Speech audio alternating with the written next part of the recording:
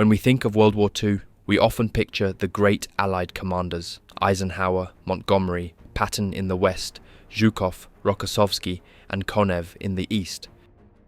They're remembered as the men who led the armies that finally crushed the Third Reich. But have you ever wondered what the Germans themselves really thought of these generals? In captured reports, diaries, and post-war interrogations, German officers often gave brutally honest assessments of their opponents. Some they dismissed as amateurs who relied only on industry and numbers. Others, they admitted, were masters of deception and maneuver. Many scoffed at Eisenhower as a political organizer rather than a soldier. They called Montgomery overcautious, unwilling to take risks. They feared Patton's aggression, calling him reckless but undeniably dangerous. And in the East, they described Zhukov as brutal and relentless, Rokossovsky as a calm professional with a gift for planning, and Konev as a flexible strategist who could adapt quickly to changing battlefields. These are not the textbook stories we usually hear. They are the raw, unfiltered views of the German generals and soldiers who faced them in battle. And as you'll see, their opinions reveal far more than simple respect or hatred. They reveal what it was actually like to stand across the battlefield from the men who commanded the Allied war effort. Before we get into the video, please don't forget to leave a like. It really helps the video and me a lot. This one took me weeks to put together, digging through archives, books, and memoirs to bring it all together, so thank you all for the support.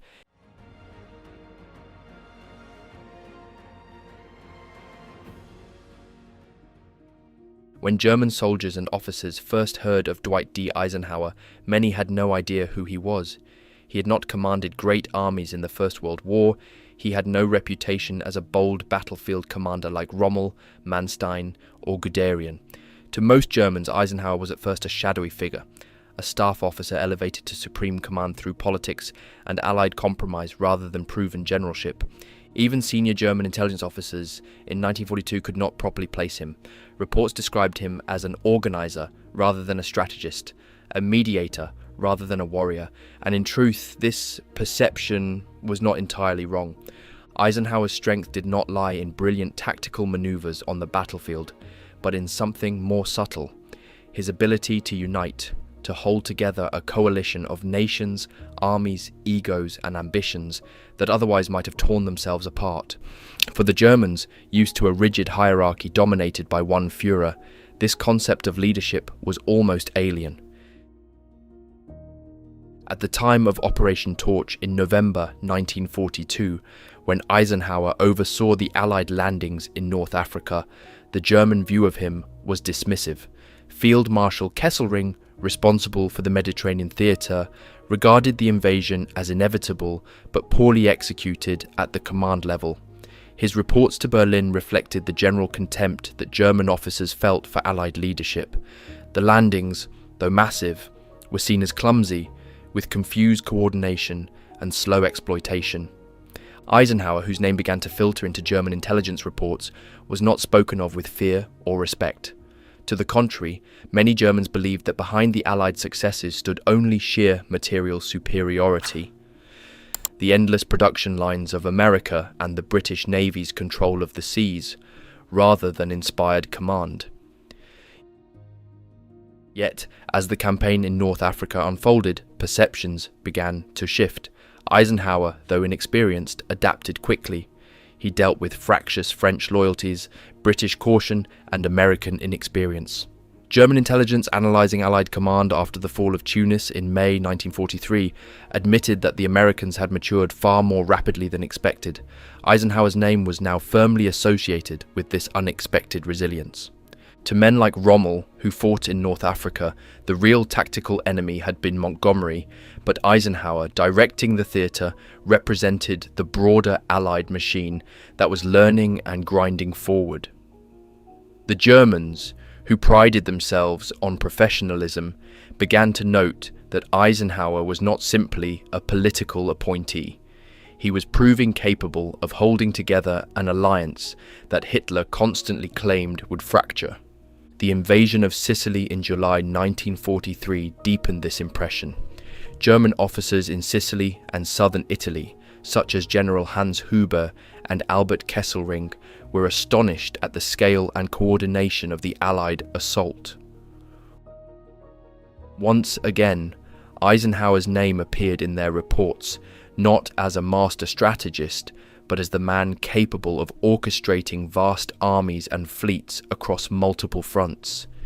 It was here that the Germans began to distinguish between tactical brilliance and strategic leadership. Eisenhower might not maneuver divisions with the artistry of a Manstein, but he could marshal entire nations. This, in the eyes of men like Kesselring, was something altogether more dangerous. By the time of the Normandy invasion in June 1944, German views of Eisenhower had changed significantly. Field Marshal von Rundstedt, the Commander-in-Chief West, knew that the invasion would come, but underestimated Eisenhower's capacity to coordinate deception operations, logistics, and air supremacy on such a scale. Operation Overlord was not, in German eyes, the work of one genius, but it was a masterpiece of organization, something few in Berlin had believed the Allies capable of. After the landings, when German counterattacks failed and the Allies poured more and more men into the lodgment, German officers bitterly acknowledged that Eisenhower's leadership, though indirect, was decisive. His ability to manage subordinates like Montgomery, Bradley, and Patton, all of whom disliked each other intensely, was a feat the Germans could scarcely comprehend. For them, the image of Hitler screaming at his generals and forbidding retreats was the reality of supreme command. Eisenhower, by contrast, appeared calm, diplomatic, willing to listen, yet firm when decisions had to be made. This, to German prisoners and interrogated officers, was a revelation. One of the most striking assessments came from General Günther Blumentritt, who after the war described Eisenhower as a military mediator of the highest order. He explained that Germans had not feared him as a tactician, but had come to respect him as the man who bound the Allies into one machine, and that this quality was perhaps more decisive than battlefield brilliance. General Siegfried Westphal, who served under Rommel, said much the same. Eisenhower was a statesman rather than a commander, but in this role he was indispensable. Without him the coalition might have collapsed. With him it won the war. This is not to say that German officers always praised him. Many remained scornful of his lack of direct combat experience. Rundstedt himself, when interrogated in 1945, remarked that Eisenhower was not a soldier in the true sense, and that he never created the impression of a great commander. But he also conceded that Eisenhower's political skill was unmatched, and that this skill was perhaps more vital than operational genius in the context of a world war fought by a vast coalition. During the Battle of the Bulge in December 1944, the Germans once again confronted the Allied command under Eisenhower. Hitler had believed that a dramatic counter-offensive in the Ardennes would shatter Allied unity, that Eisenhower would not be able to control his quarrelsome subordinates, and that panic would spread through the American lines. Instead, Eisenhower managed the crisis with calm resolve. He delegated authority effectively, trusted his commanders, and maintained overall cohesion. German officers captured during the battle were astonished at how rapidly the Americans recovered, how swiftly reinforcements were moved, and how united the Allied response remained. What Eisenhower achieved during those weeks was not a stunning tactical maneuver, but the steady management of men, material, and morale under enormous pressure. To Germans accustomed to Hitler's erratic interference, this steady hand was impressive. In the final months of the war, when the Allies crossed the Rhine and advanced into the heart of Germany, Eisenhower again made decisions that puzzled and sometimes infuriated his own generals, but that the Germans later recognized as shrewd. His decision to halt at the Elbe and allow the Soviets to take Berlin, for instance, was interpreted by some Germans as a sign of weakness. But others, particularly German staff officers who reflected on the political realities, admitted that Eisenhower had made the correct strategic choice to minimize casualties and avoid unnecessary conflict with the Soviet Union. It was a political decision, but it was in keeping with Eisenhower's entire style of leadership: pragmatic, coalition-minded, and focused on the larger picture rather than personal glory.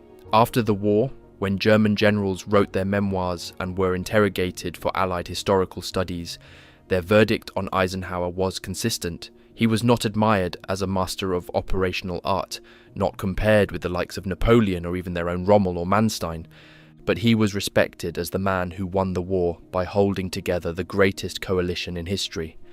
To many Germans, this was more frightening than tactical brilliance because it meant that all their hopes of exploiting divisions among the Allies had been in vain. Eisenhower had denied them the one chance they thought might save Germany: the collapse of Allied unity. For ordinary German soldiers, Eisenhower remained a distant name. They knew Patton, whose aggressive style terrified them, and Montgomery, whose methodical offensives they endured. Eisenhower, by contrast, was the figure in the background, the supreme commander whose presence was felt not through orders shouted on the battlefield, but through the relentless tide of men, machines, and supplies that bore down on them. Yet even among these common soldiers, there was a grudging recognition. As one prisoner reportedly said in 1945, "This Eisenhower must be a great man, otherwise the Americans and the British would never fight so well together." Thus, the German verdict on Eisenhower was complex.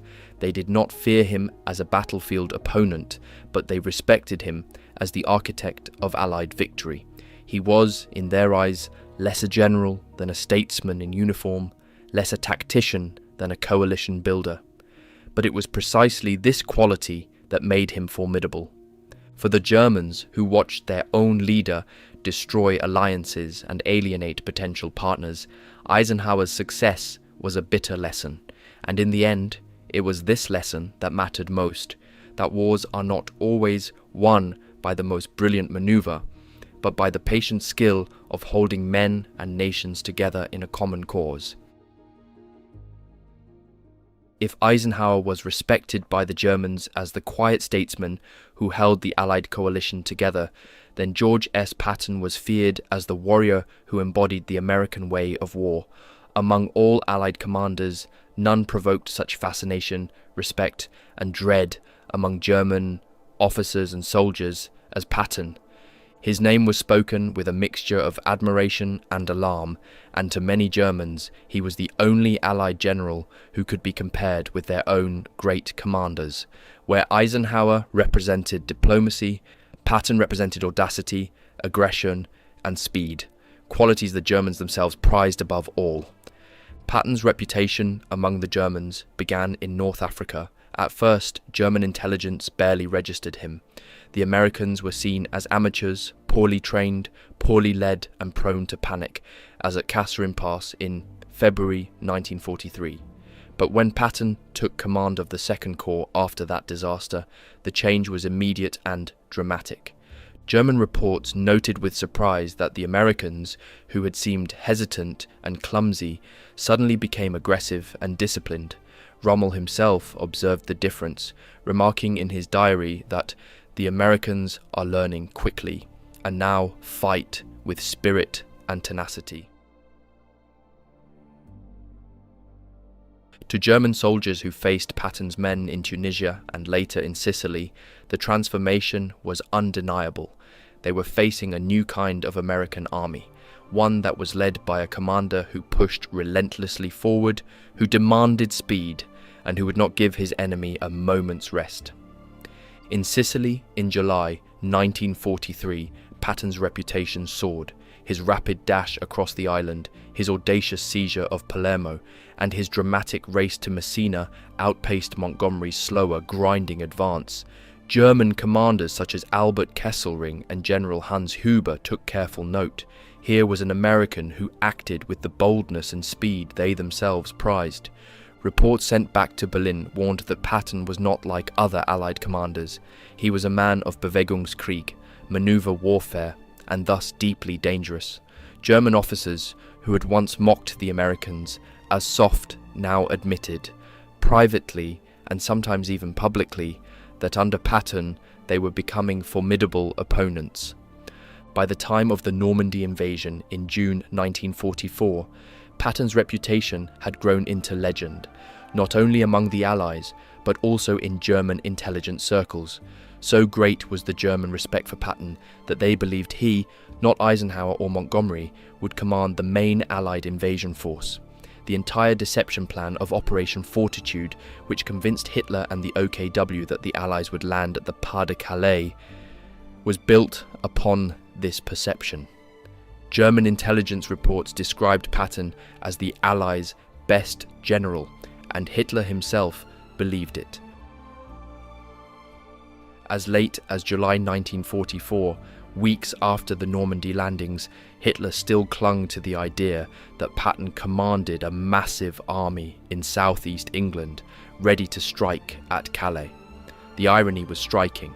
Patton's reputation among the Germans was so great that it helped secure the success of the actual invasion in Normandy, where he was initially sidelined.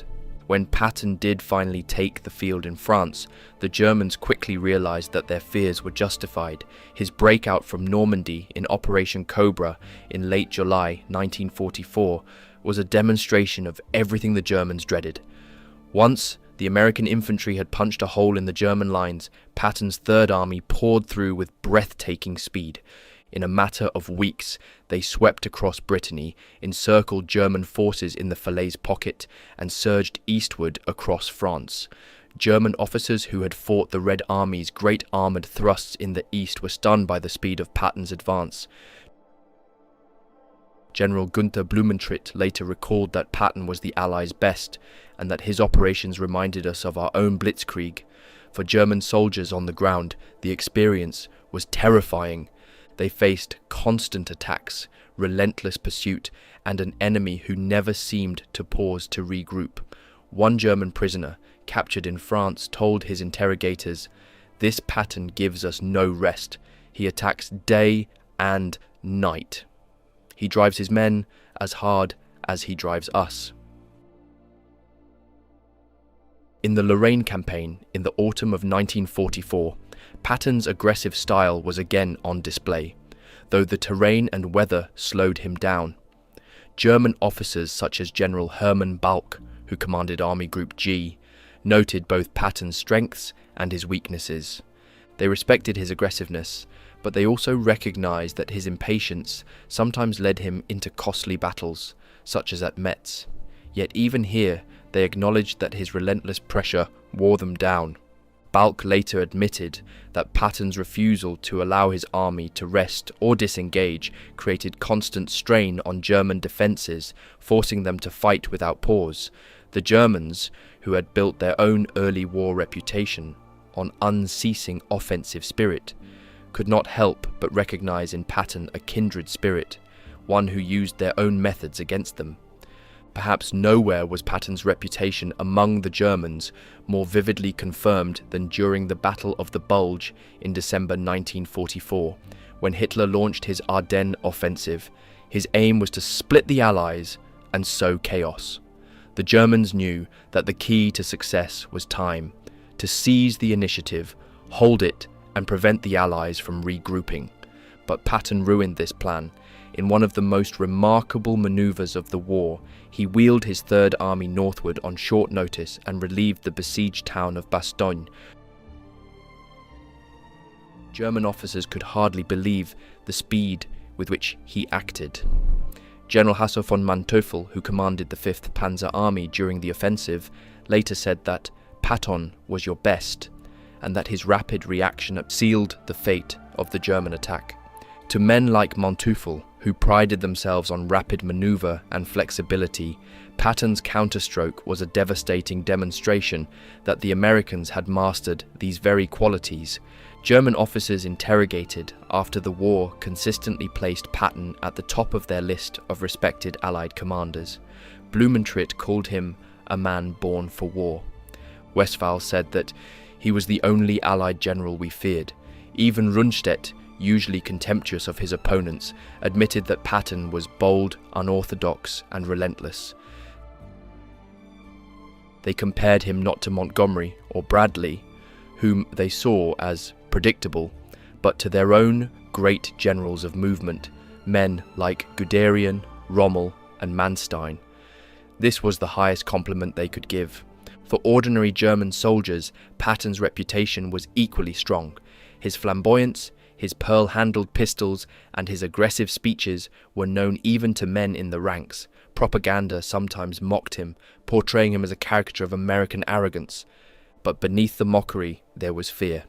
Patton represented the enemy who would not stop, who would chase them across rivers, through villages, into forests, and who gave them no time to rest or regroup. To soldiers already worn down by years of fighting on the Eastern Front, facing Patton's Third Army was like reliving the worst days of the Soviet offensives, but this time in the West, where they had once hoped to find relief. In the final drive into Germany in 1945, Patton's Third Army continued to move with astonishing speed. They crossed the Rhine, liberated vast swaths of territory, and pushed deep into the heart of the Reich. German officers, watching their homeland collapse, could not help but acknowledge the ferocity of Patton's advance. One officer, captured near the end of the war, reportedly said, "Patton was the only one who truly fought us as we fought others. He understood the war as we did." This, more than anything, explains the German view of Patton. He was not cautious, not bureaucratic, not a politician in uniform. He was a warrior, reckless at times, yes, but always driving forward, always seeking battle, always pressing the attack. After the war, when German generals wrote their memoirs, Patton's name appeared again and again. They did not always admire his methods, but they respected him. They saw in him the qualities they most valued: speed, boldness, aggression, the will to strike hard and fast. In Patton, they recognized a mirror of themselves, and that is why they feared him. To face Patton was to face the very spirit of blitzkrieg turned back against them. And for the German army, that was perhaps the bitterest irony of all. If Patton was the Allied general whom the Germans feared most, then Bernard Law Montgomery was the one they most disliked and often ridiculed, but also grudgingly respected. To the Germans, Montgomery represented a very different style of command than Patton. He was slow where Patton was fast, methodical where Patton was audacious, cautious where Patton was daring. Yet these very qualities, which frustrated his own Allied colleagues, often made him formidable in German eyes. They recognized that his caution meant fewer mistakes. His methodical preparation made his offensives harder to stop once they began, and his insistence on overwhelming strength ensured that when he struck decisively. The first time the Germans really came to know Montgomery was in North Africa in 1942. Until then, the British 8th Army had been battered again and again by Erwin Rommel's Afrika Korps. To German officers, the British seemed hesitant, poorly coordinated, and lacking the fire and speed that the Wehrmacht prided itself on. But when Montgomery took command of the 8th Army in August 1942, the change was soon apparent. German intelligence intercepted his orders and noted his emphasis on morale, discipline, and careful planning. Rommel himself wrote in his diary that the British are now commanded by a new man, and their spirit has improved. This was clear at the Battle of Alam el Halfa, where Montgomery deliberately avoided risky maneuvers, held his ground and blunted Rommel's last great offensive in Africa. German officers used to British mistakes were struck by the new firmness of command. At El Alamein in October 1942, Montgomery's reputation was cemented. To German soldiers who faced the 8th Army across the desert, the battle was unlike the confused encounters of the past. The British had massed overwhelming artillery, tanks, and men. They attacked methodically, wave after wave, without losing cohesion. Rommel, sick at the time and forced to leave much of the battle to his subordinates, later admitted that Montgomery had planned and executed a solid, professional operation. General Fritz Bayerlein, Rommel's chief of staff, observed that Montgomery's strength was not genius, but thoroughness. He left nothing to chance. German soldiers who survived El Alamein often recalled the terrifying weight of Allied firepower and the relentless, grinding advance of British troops. They might not have admired Montgomery's style, but they respected the way he delivered victory. When the fighting moved to Sicily and Italy in 1943, German views of Montgomery grew more complex. They noted his tendency to be slow and deliberate. In Sicily, his advance was steady but plodding, while Patton raced ahead to Palermo and Messina.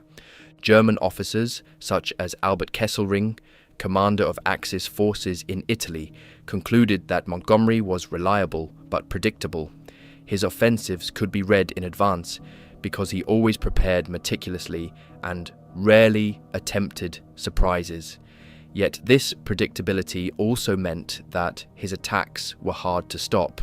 At battles such as along the Sangro or later at Monte Cassino, German defenders observed that Montgomery and the British were like a hammer that kept striking the same spot until it cracked. The Wehrmacht's defensive skill delayed the Allies for months, but they could not deny that Montgomery was a serious and determined opponent. It was in Normandy in 1944, however, that German assessments of Montgomery became most outspoken. From the very first days of the campaign, the Germans realized that Montgomery was in overall command of Allied ground forces. They studied his style closely. To German generals such as Gerd von Rundstedt and Erwin Rommel, it quickly became clear that Montgomery was not a man of sudden breakthroughs. His battle for Caen, in particular, frustrated them. For weeks, he launched massive assaults against the German panzer divisions around the city, Operations Epsom, Charnwood, Goodwood. Each time, German commanders believed they had checked him, that he was failing. But gradually they began to see a pattern. Montgomery's method was to pin the Germans, to force them to commit their reserves, to exhaust their armoured divisions in defensive battles. General Heinrich Eberbach, who commanded the German Panzer Group West, later admitted that Montgomery's operations, though costly, drained the strength of the panzer divisions until they could no longer resist the American breakout to the west. German officers often mocked Montgomery as the cautious general or the general of material. They noted that he insisted on overwhelming firepower before advancing. Field Marshal Günther von Kluge described him as a man who never takes a step without a secure base. For an army that had built its reputation on daring and improvisation, Montgomery seemed plodding, yet even von Kluge conceded that his caution made him dangerous because he avoided disasters. Unlike many of his Allied colleagues, Montgomery never suffered a catastrophic defeat. To Germanize, that in itself was impressive. One of the most vivid examples of German frustration with Montgomery came during Operation Goodwood in July 1944.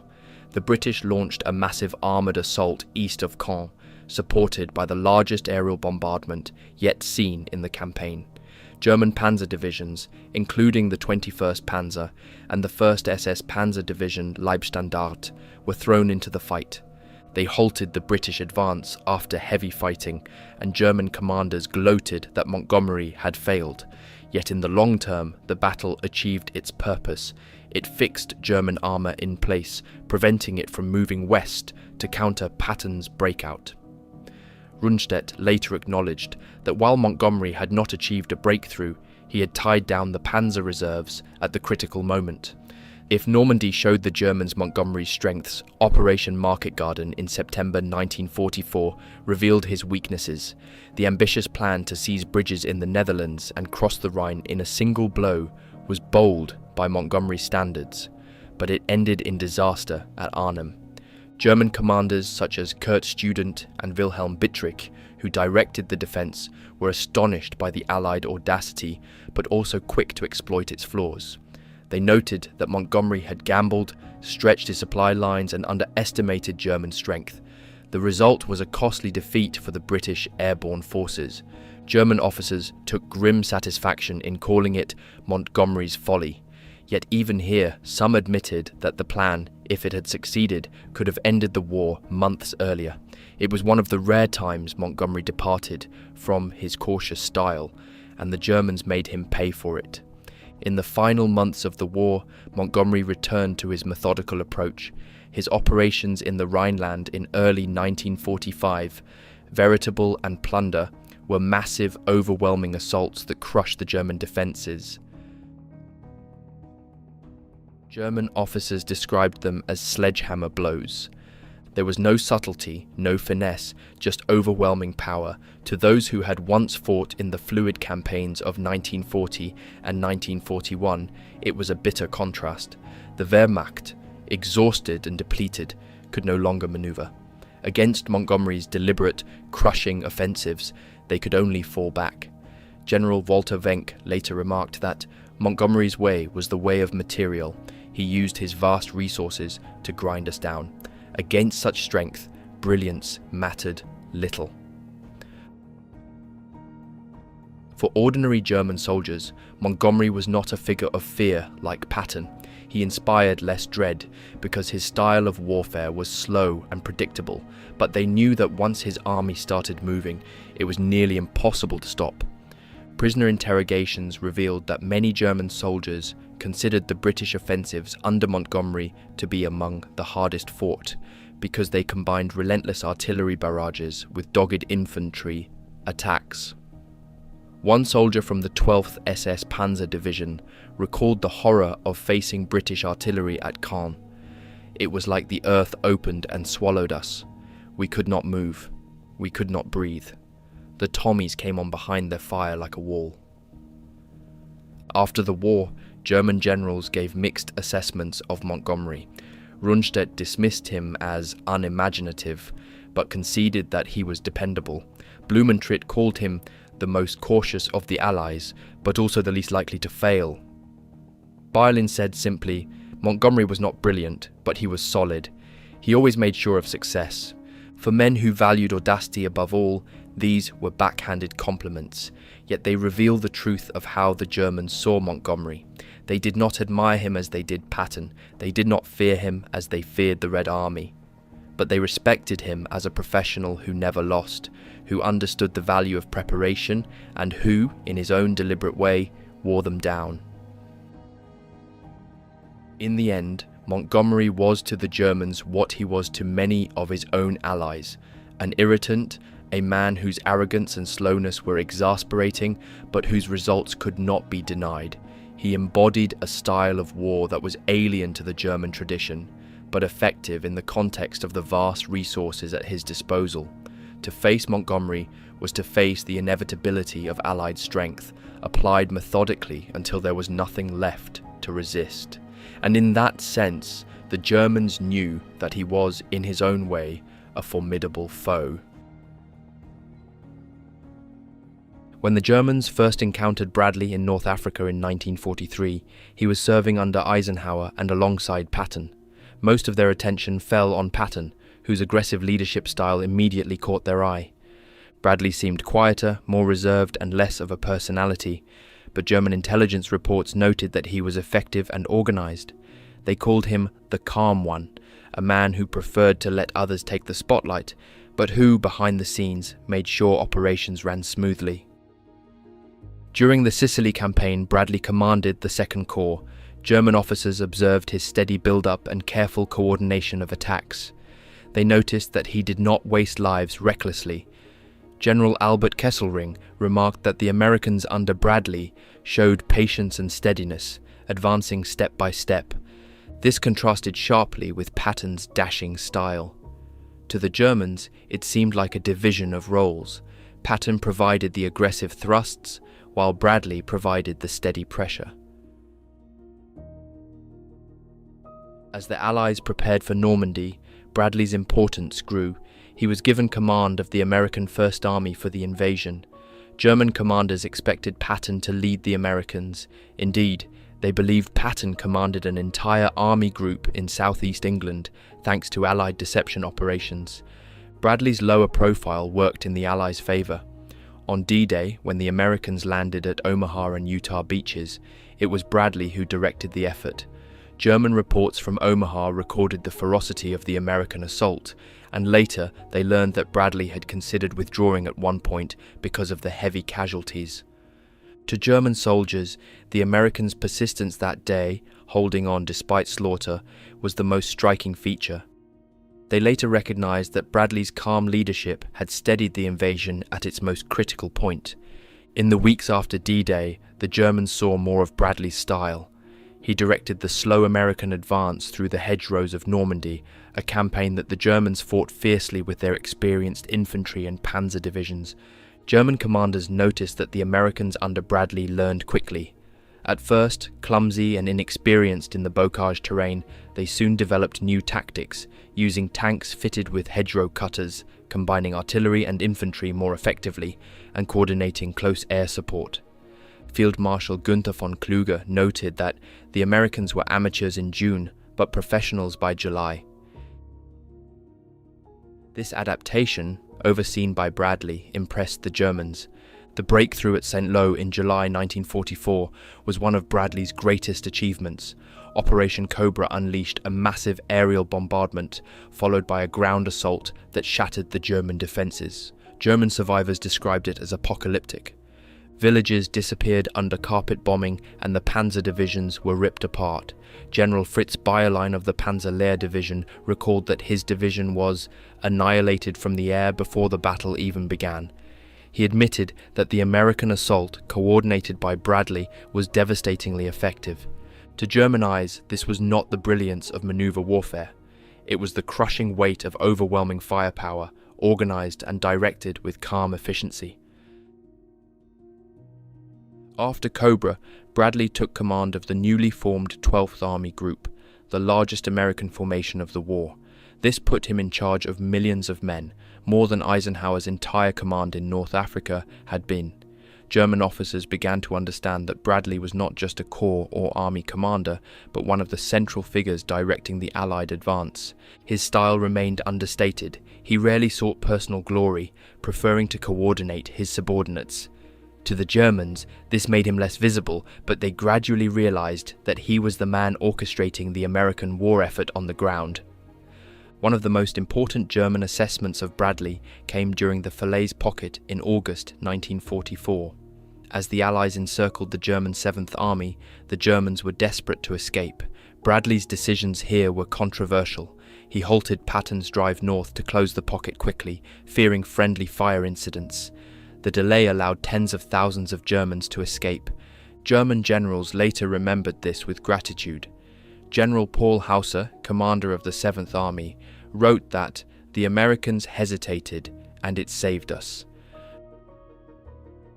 For the Germans, Bradley's caution was a flaw they could exploit, but they also recognized that even with the delay, the Falaise battle was a disaster for them, destroying much of their strength in France.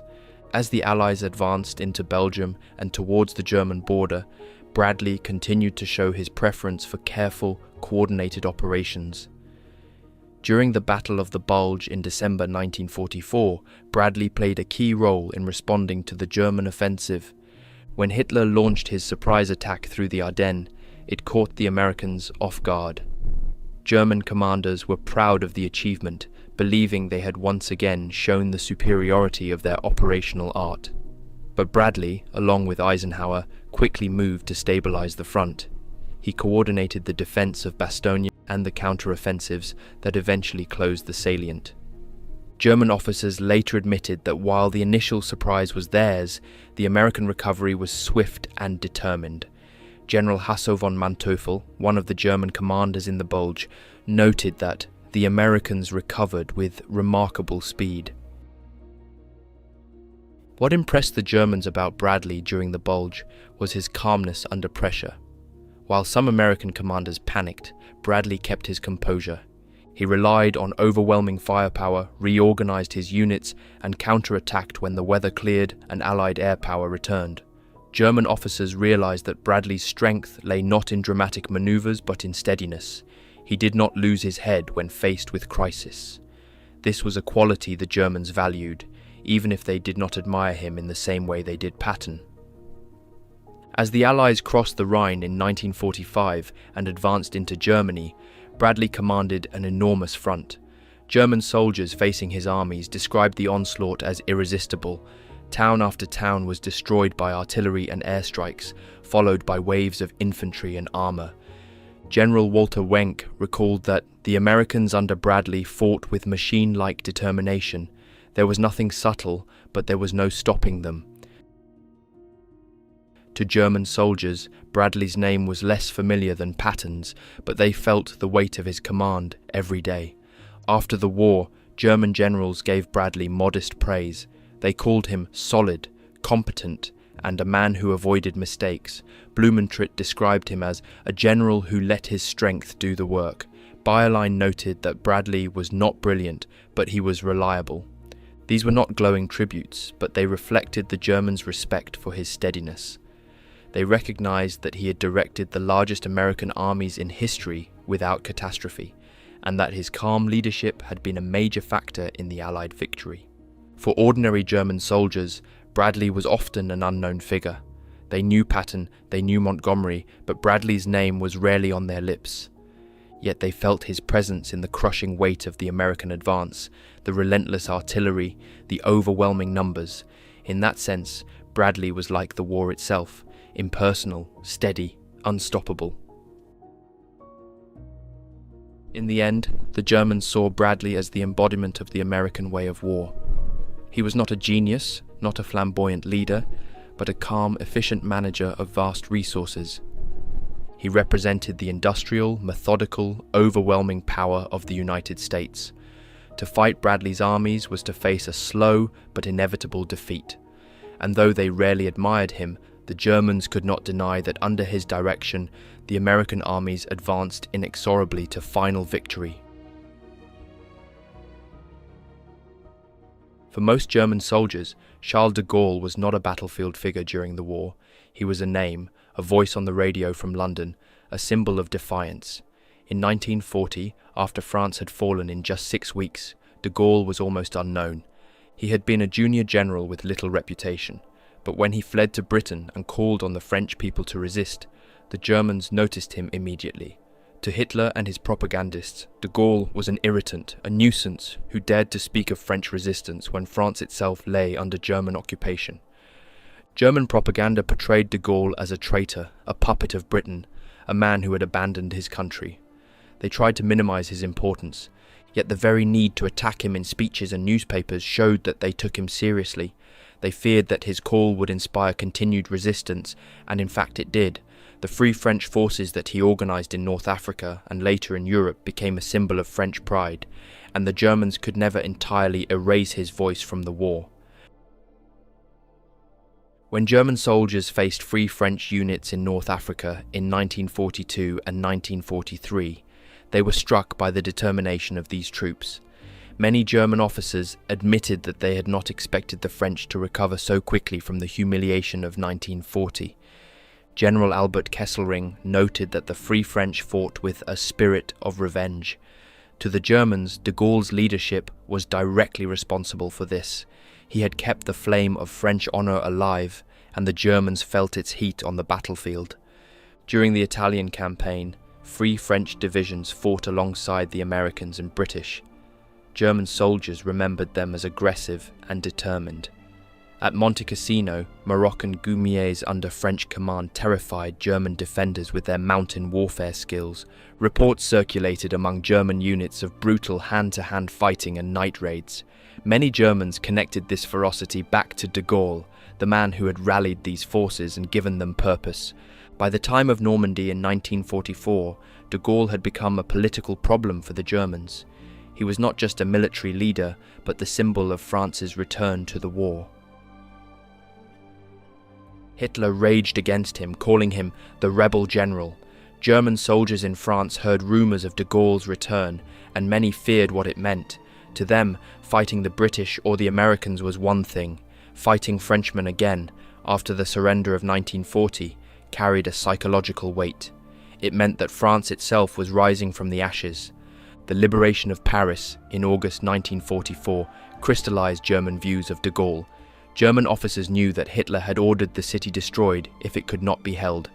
General Dietrich von Choltitz, the German commander in Paris, refused to carry out the order. When de Gaulle marched down the Champs-Élysées in triumph, Germans across Europe saw the newsreels.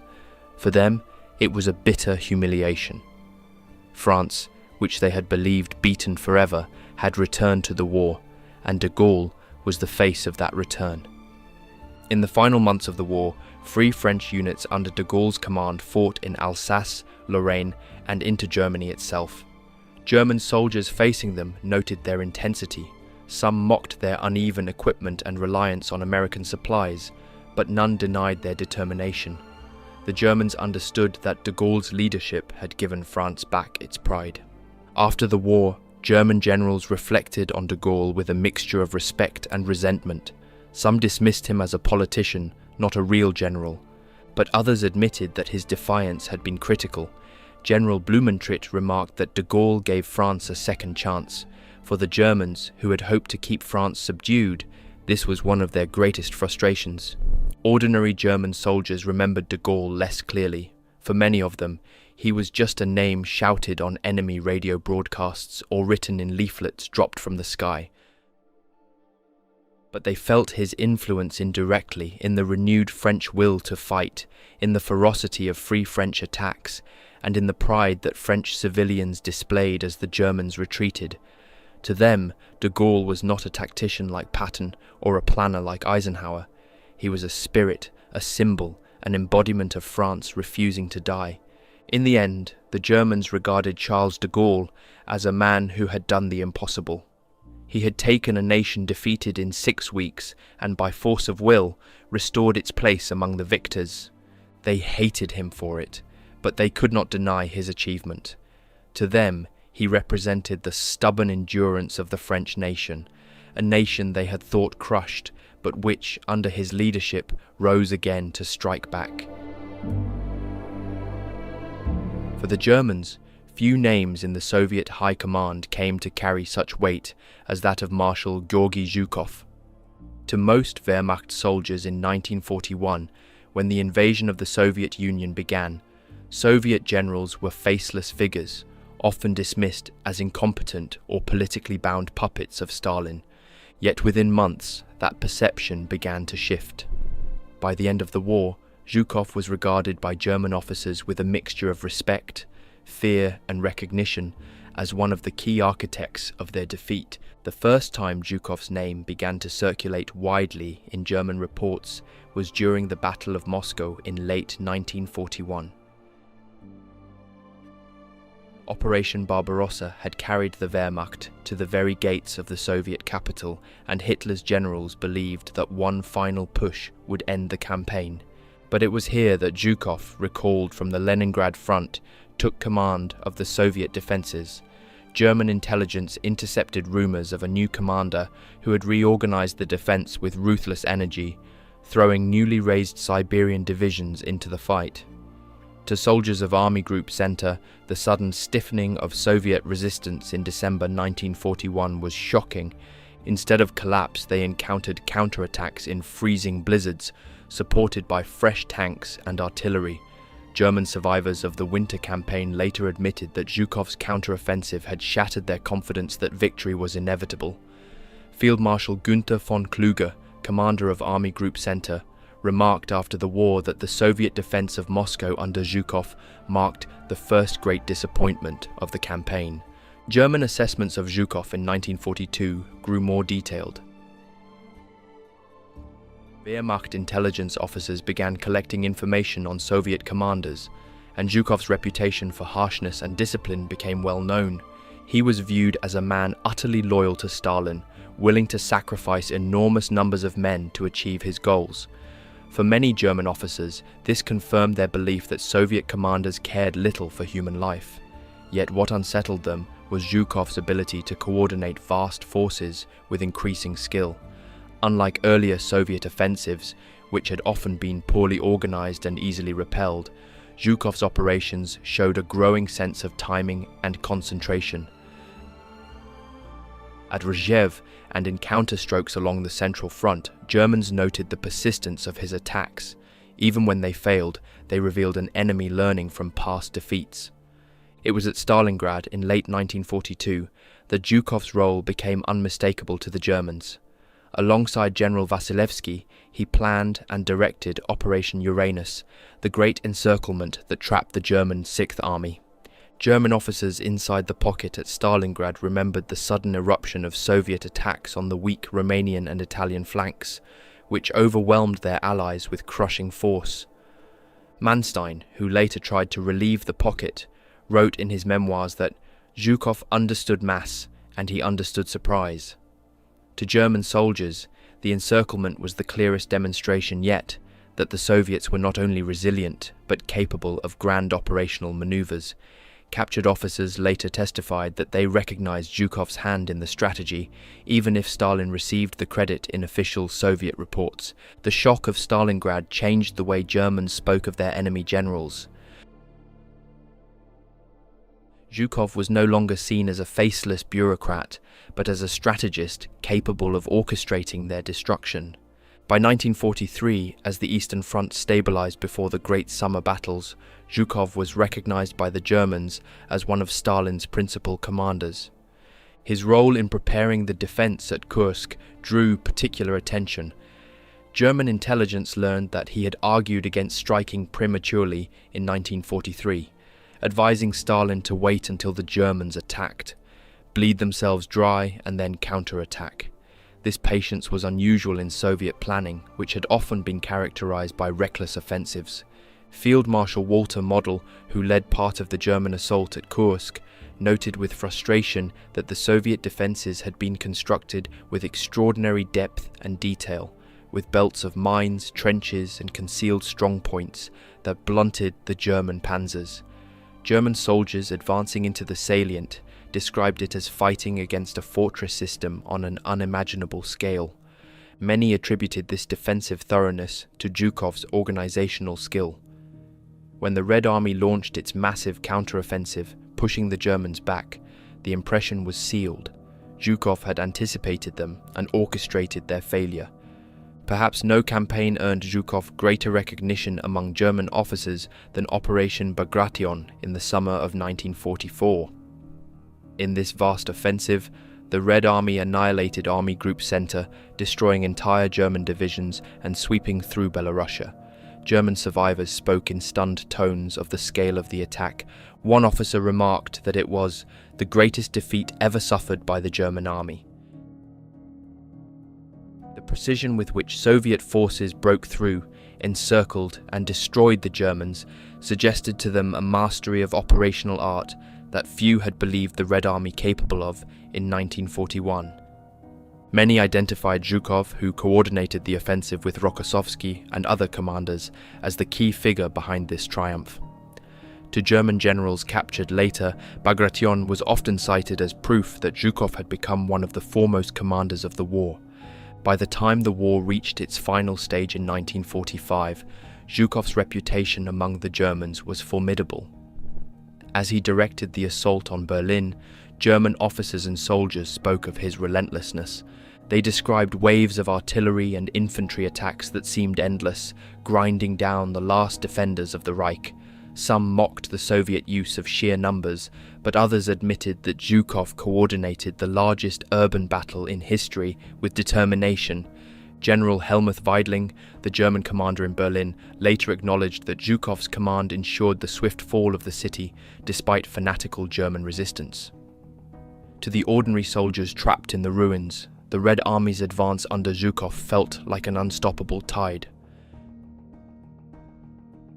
Post-war interrogations of German generals reveal the complexity of their views. Many respected Zhukov's ability to handle vast armies and his skill at timing offensives. They acknowledged that his victories at Moscow, Stalingrad, Kursk and Berlin marked him as one of the great commanders of the war.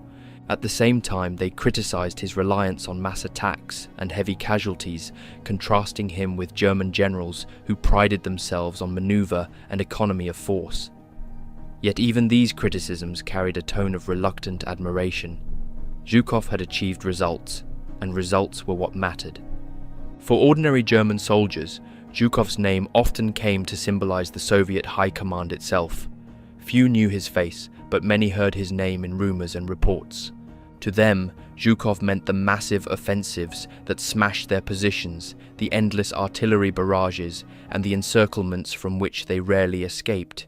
In this sense, he was less a man than a force, the embodiment of the Red Army's relentless pressure. In the final analysis, the Germans regarded Zhukov as their most formidable opponent in the East. To generals like Manstein and Guderian, he represented the transformation of the Soviet army from a clumsy giant into a deadly machine. To Hitler, who both feared and despised him, Zhukov was proof that the Soviet state had found in him a commander capable of matching and defeating the best of the Wehrmacht. And to the soldiers who faced his offensives, Zhukov was the shadow behind every great Soviet victory, the commander whose name marked the turning of the tide. If Zhukov was the name most often associated with Soviet offensives in German minds, then Konstantine Rokosovksy was remembered as the commander who combined tenacity with a calm precision that impressed even his enemies. Among captured German generals and officers questioned after the war, Rokossovsky's name surfaced frequently as one of the most capable Soviet leaders, sometimes even contrasted favorably with Zhukov. To the Germans, he appeared less brutal, more measured, and perhaps more naturally talented in the art of maneuver. His career intersected repeatedly with the Wehrmacht at crucial turning points, and each left its mark on German perceptions. The first widespread German encounter with Rokossovsky came in the winter of 1941-42, during the desperate battles around Moscow. As a commander of the 16th Army, he played a key role in halting the German advance and then pushing it back during the Soviet counter-offensive. Soldiers of Army Group Center, already reeling from frostbite and exhaustion, noted the sudden coordination of Soviet attacks in their sector. Unlike earlier chaotic assaults, Rokossovsky's counterattacks displayed planning and weight at decisive points. German divisional reports from this period began to note that Soviet attacks were no longer simply blind human waves, but concentrated efforts to break through weak spots. This impression was reinforced by Rokossovsky's ability to maintain pressure despite heavy losses. Though German officers often dismissed Soviet operations as costly and clumsy, they acknowledged that commanders like Rokossovsky were learning quickly. By late 1942, Rokossovsky's reputation among the Germans had grown significantly. As commander of the Don Front during the Stalingrad campaign, he was central to Operation Uranus, the encirclement that trapped the German 6th Army. German accounts from the front lines describe the shock of seeing entire sectors collapse almost overnight as Soviet armored and mechanized formations burst through their Romanian and Italian allies. To the Germans inside the Stalingrad pocket, the coordination of the encirclement was staggering. Some later admitted that they had underestimated the Soviet capacity for planning such an operation. Field Marshal von Manstein, tasked with mounting a relief attempt, later wrote that Rokossovsky had executed his role with considerable operational skill. To German generals, this was not the reckless waste of life they had once expected from Soviet commanders, but a carefully prepared strike at the weakest links of the Axis front. At Kursk in 1943, Rokossovsky's name was once again in German reports. As commander of the Central Front, he defended the northern face of the salient against Field Marshal Model's 9th Army. The Germans expected to achieve a breakthrough with their heavy Tiger tanks and massive artillery, but Rokossovsky had prepared an extraordinary defensive system in depth. German soldiers, advancing into his sector, described fields of mines, interlocking trenches, and anti-tank positions that shredded their momentum. After the war, Model himself acknowledged that Rokossovsky had anticipated his moves with remarkable accuracy. German officers later interrogated in Soviet captivity said that Rokossovsky's defenses were the most formidable they had faced on the Eastern Front. For many, the failure to break through at Kursk signaled that Soviet generals like Rokossovsky had reached full maturity in their operational art. The campaign that most firmly cemented German respect for Rokossovsky, however, was Operation Bagration in the summer of 1944. Here he commanded the First Belarusian Front, and his operational plan stunned even his own Soviet superiors. Rokossovsky proposed a double-pronged assault against the German Fourth Army, attacking from both the north and south to create a vast encirclement. Stalin initially doubted the feasibility of such a maneuver, but Rokossovsky insisted, arguing his case until Stalin relented. The result was one of the greatest operational victories of the war. German Army Group Center was annihilated, losing hundreds of thousands of men and entire corps destroyed. Survivors described the assault as overwhelming in its precision and speed.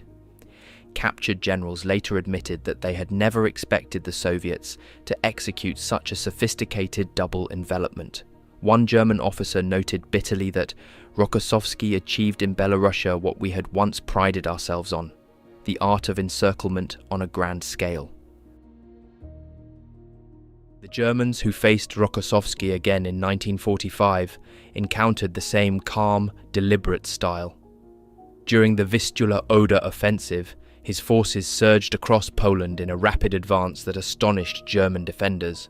Reports from Army Group A spoke of Soviet spearheads driving forward with relentless coordination, bypassing resistance and striking deep into the German rear. Compared to Zhukov's sometimes frontal battering assaults, Rokossovsky's methods appeared to the Germans more flexible, more in tune with maneuver. Some even grudgingly conceded that he seemed to understand mobile warfare better than many of his Soviet colleagues.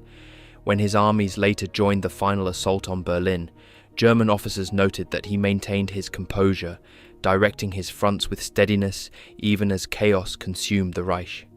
Post-war interrogations reveal how German generals tried to categorize Rokossovsky.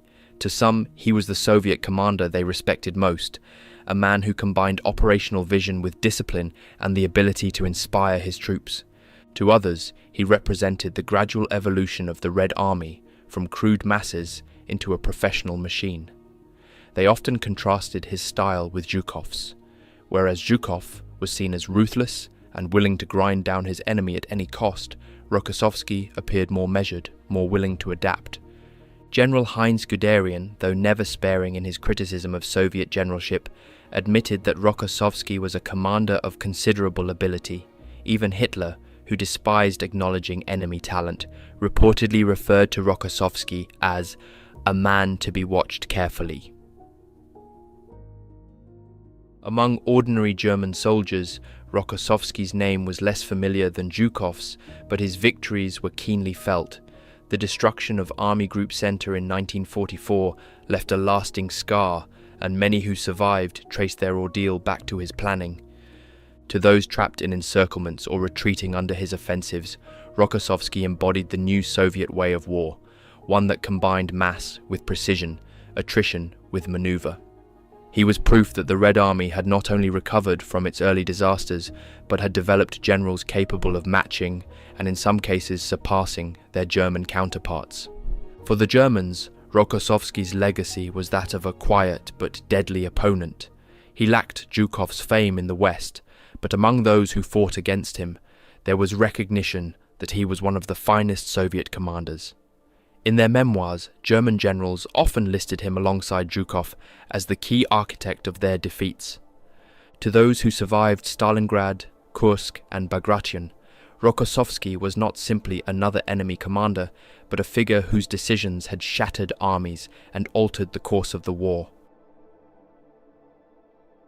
To German officers and soldiers, Ivan Stepanovich Konev emerged more slowly into prominence than Zhukov or Rokossovsky, but by the last years of the war, his name was spoken with the same respect and fear. Early impressions of Konev were shaped during the catastrophic summer of 1941, when the Red Army reeled under the German onslaught. As commander of the 19th Army during Operation Barbarossa, Konev's forces were caught in the great encirclements at Smolensk. German reports from that time painted him as just another Soviet general, overwhelmed by the speed of the Blitzkrieg, unable to prevent the collapse of his armies. Interrogations of German commanders from Army Group Center after the war reveal that Konev's name hardly registered in their minds during this early phase. To them, he seemed no different from countless Soviet generals who were swept aside during the opening battles. But Konev survived, and unlike many of his colleagues, he learned.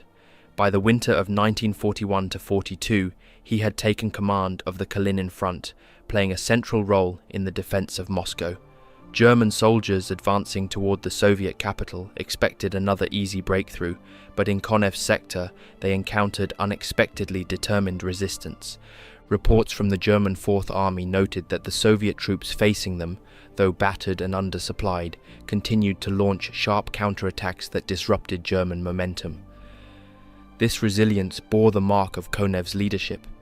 German divisional diaries mention his forces by name, with comments on their stubborn refusal to yield ground. For the Wehrmacht, this was the first sign that Konev was not simply another expendable Soviet commander, but one who could steady his troops in crisis. As the war continued into 1942 and 1943, Konev's reputation among German officers grew. At the Second Battle of Kharkov in May 1942, his southwestern front suffered a disastrous defeat at the hands of Field Marshal von Bock and General Paulus. German accounts of this battle often highlighted Soviet recklessness and overextension, and Konev was included in their criticism. Many German officers later recalled that they considered him finished after Kharkov, yet Stalin retained him. To their surprise, Konev not only survived politically, but was entrusted with larger responsibilities. This resilience, surviving failure where others were purged, caught the attention of German intelligence, which began to mark him as a commander of growing importance. At the Battle of Kursk in July 1943, Konev commanded the steppe front, tasked with providing the decisive counterstroke once the Germans had spent their strength against the fortified Soviet defences. German officers who later analysed the battle were struck by the sheer weight of Soviet reserves that Konev deployed. His armoured counterattacks against Field Marshal Manstein's forces in the south blunted what had once been feared as the most dangerous German strike. Survivors from the 2nd SS Panzer Corps, who had fought bitterly at Prokhorovka, later remembered the overwhelming numbers of Soviet tanks that poured into the battlefield under Konev's direction. Although German memoirs often described Soviet armour as crude and poorly handled, at Kursk they acknowledged that the counterblows were coordinated, massive, and timed to exploit the moment when German strength had reached its peak. To them, Konev was one of the key architects of the Soviet victory. From 1944 onwards, Konev's offensives transformed him in German eyes from a marginal figure to a central threat. During the Great Dnieper-Carpathian Offensive, and especially the Lvov-Sandomierz operation in the summer of 1944, his armies smashed through Army Group North Ukraine. German accounts of this campaign describe the collapse of their front lines under ceaseless Soviet assaults, with armoured spearheads driving deep into Galicia and southern Poland. Survivors spoke bitterly of the speed and coordination of the Soviet advance, noting that Konev's forces seemed to have mastered deep operations in a way the Germans had once thought uniquely their own. Field Marshal Walter Model, who tried to stabilise the front, admitted that Konev had executed the offensive with operational mastery, combining overwhelming firepower with rapid exploitation. For German generals, this was a sobering realization. The Soviets now possessed leaders who could orchestrate campaigns on the same scale as their own best commanders. Konev's reputation among the Germans rose further in 1945 during the Vistula-Oder offensive. His first Ukrainian front drove across Poland in a lightning advance that shocked German defenders. Reports from Army Group A described the collapse of entire sectors as Konev's spearheads bypassed strongpoints and plunged deep into the German rear. Survivors compared the speed of his advance to the Blitzkrieg of 1940, but now the roles were reversed. German generals later admitted that they were stunned by the precision with which Konev timed his attacks, launching them in the depths of winter when they least expected such momentum. One officer remarked in captivity that Konev turned our own methods against us. By the time the war reached Germany itself, Konev was one of the most feared names in Wehrmacht circles. During the final assault on Berlin, he commanded the southern prong of the Soviet attack. German defenders noted the rivalry between Konev and Zhukov, both driving their armies forward in a race to capture the city. To the Germans trapped in the chaos, it mattered little which Soviet commander broke through first, Both applied relentless pressure.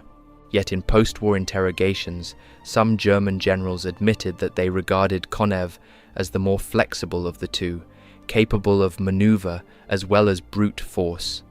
His capture of Dresden and push into Czechoslovakia further demonstrated his ability to direct large-scale operations even as the Reich crumbled. In comparing Konev with Zhukov and Rokossovsky, German officers often placed him in the same category of highly competent Soviet commanders. They acknowledged that he had overcome early failures and emerged as a strategist of considerable ability. Some respected him for his adaptability, where Zhukov embodied relentless attrition and Rokossovsky precise calculation. Konev seemed to combine both qualities, adjusting his methods to the situation at hand. Heinz Guderian, though dismissive of most Soviet generals, remarked that Konev had shown great skill in mobile operations. Field Marshal von Manstein likewise recognized him as one of the key figures in the Soviet transformation from a battered army in 1941 to a juggernaut by 1945. Among ordinary German soldiers, Konev's name became associated with relentless offensives that gave them no respite. Veterans of the Ukrainian and Polish campaigns in 1944 remembered his armies as an unstoppable tide. For those defending Silesia or retreating into Czechoslovakia in 1945, Konev's advance meant encirclement or destruction. His reputation was not tied to a single battle like Zhukov at Berlin or Rokossovsky at Stalingrad, but to the cumulative weight of campaigns that broke the back of the German Eastern Front. In the final analysis, German assessments of Konev reflected a grudging respect for an adversary who had risen from early defeat to mastery.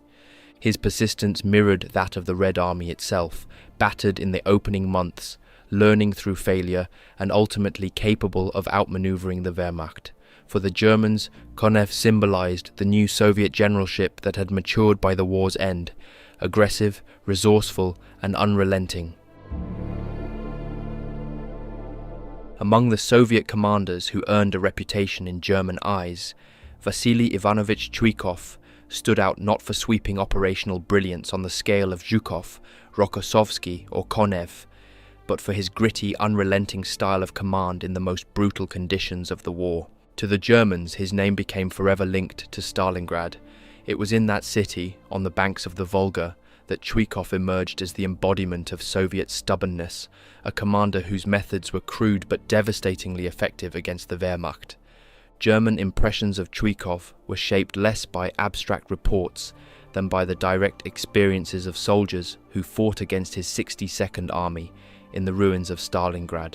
6th Army diaries, interrogation reports, and post-war memoirs all contain references to the tactics that Chuikov made famous: the defense in depth within the city itself, the division of his forces into small groups embedded in factories, apartment blocks, and cellars, and above all, the practice of positioning his troops so close to the Germans that artillery and air support could not be effectively employed. German officers later admitted that this method, what Chuikov himself called hugging the enemy, neutralized much of the Luftwaffe's overwhelming firepower, forcing the battle into a brutal close-quarters struggle where German advantages in maneuver and coordination were blunted. Frontline German soldiers had little sense of Chuikov as a personality, but they felt the weight of his methods. Accounts from infantrymen in the 71st and 94th Infantry Divisions describe the nightmare of fighting in the factories of Stalingrad, where Soviet troops emerged suddenly from hidden tunnels or cellars, striking at point-blank range before melting back into the ruins. German commanders complained that their men were being bled white in a battle where progress was measured in meters, not kilometers. To them, this stubborn resistance seemed almost irrational, but as they later learned, it was part of a deliberate approach shaped by Chuikov's command. At higher levels, 6th Army intelligence began to identify Chuikov during the course of the battle as the driving force behind the Soviet defense. Reports noted that the 62nd Army's resistance was unusually tenacious, suggesting firm leadership at the top. After the war, captured German officers often recalled their frustration that, despite repeated assaults and enormous firepower, Chuikov's formations never collapsed in the manner the Germans expected. General Friedrich Paulus himself, in post-war interrogations, acknowledged that the Soviet defense of Stalingrad owed much to Chuikov's organization and willpower. Though Paulus rarely spoke admiringly of his adversaries, he conceded that Chuikov had managed to hold his army together under conditions that should have destroyed it. To the Germans, Chuikov seemed less a strategist than a brawler. His style was direct, brutal, and focused on immediate survival. German officers later compared him unfavorably with Rokossovsky or Konev in terms of operational finesse, but they admitted that within the confines of Stalingrad, his approach had been perfectly suited. One Wehrmacht veteran described him as a general of the streets, whose command turned the city into a fortress of rubble that devoured German divisions. Even German tank crews, who had once swept across open steppe with ease, found themselves bogged down in Chuikov's urban maze, their machines vulnerable to Soviet infantry armed with Molotov cocktails and anti-tank rifles fired from hidden windows. The impression Chuikov left on German soldiers at Stalingrad lasted long after the battle. Survivors of the encircled Sixth Army, when interviewed in captivity, spoke of the hopelessness they felt as the Soviets, under Chuikov's direction, pressed closer and closer. They remembered his relentless pressure. Even when supplies were dwindling and conditions desperate, the 62nd Army did not let up. German officers came to understand that this was no accident of circumstance but a deliberate style of command, one that demanded endurance to the very end. After Stalingrad, Chuikov continued to command with the same tenacity, now leading the 8th Guards Army. German impressions of him shifted from the local to the operational level. His forces became known for their ability to push forward with dogged determination, often bearing the brunt of assaults in the drive across Ukraine, Poland, and finally into Germany. During the Vistula-Oder offensive in January 1945, German defenders of Army Group A noted that Chuikov's formations spearheaded the breakthrough from the Magnezu bridgehead, tearing open German lines with an advance that many compared to the speed of the original Blitzkrieg.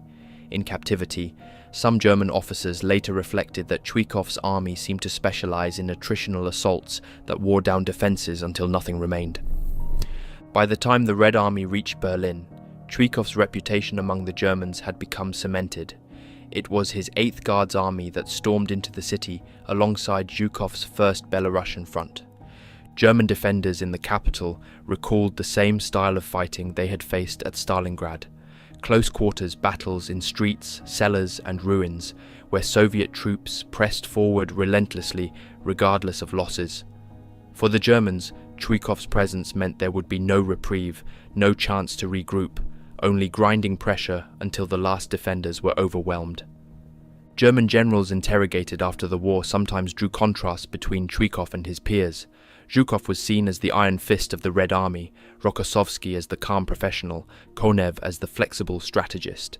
Chuikov, by contrast, was remembered as the brutal street fighter, the man who turned every battlefield into a Stalingrad.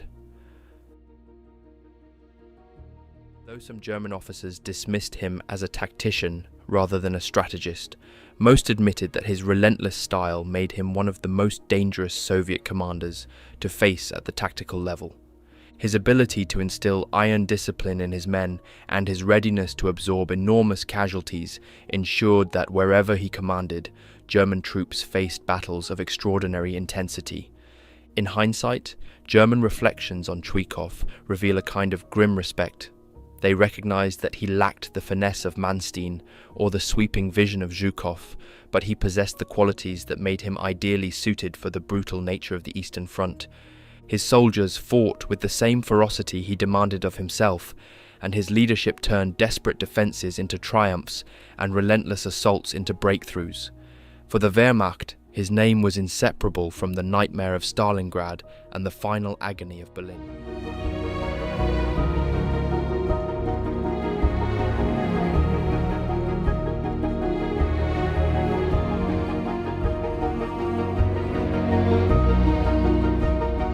That brings us to the end of today's episode.